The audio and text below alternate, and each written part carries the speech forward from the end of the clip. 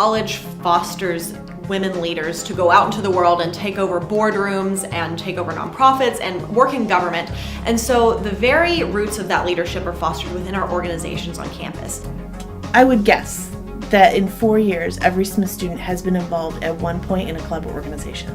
Smith has 115 student organizations, all recognized through the Student Government Association and then recognized through our office. So we have clubs as small as 4 or 5 people, and we have clubs as large as 300, 400 people.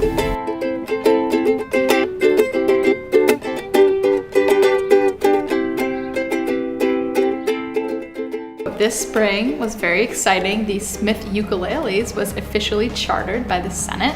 We call ourselves Smith Ukes for short.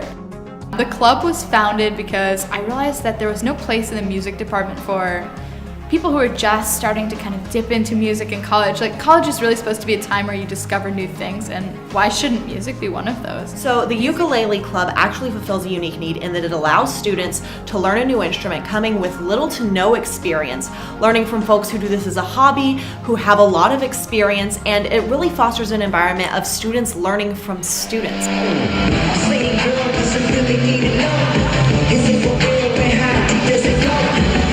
This group, we started it last year, fall semester, because we wanted to keep dancing after Asian Tea House.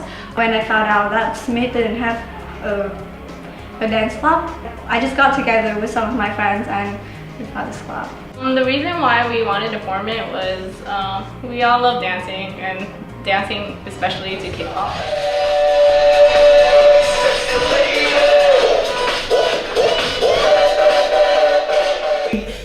When students want to start a new organization, they start with coming in and talking to me about what the process is. So we talk about the fact that they'll need a charter, they'll need to put that together, they'll need to figure out whether they're affiliated with a national organization or they're just here. They need to figure out who their officers are, what their mission, what their purpose is. As the SGA Vice President, I preside over the Senate, and we meet every week. And once the charter gets before Senate, that's the very last step in the chartering process. Folks come and present their charter, explain what the rules are going to be of their org, what their org is really about, how many members they have, what the funding needs are going to be. And they explain that to the Senate, and then the Senate will take a vote and determine whether or not that org will be chartered. All opposed? All abstaining? By a unanimous vote, the Smith.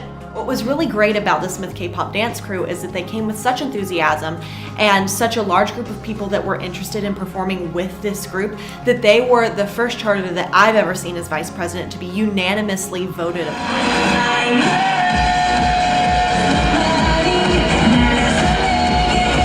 So we really saw that the Smith K-pop dance crew could be a unique group on campus that would be really exciting and fun, and we already knew there was a level of interest on campus because they had had performances to pretty widespread acclaim.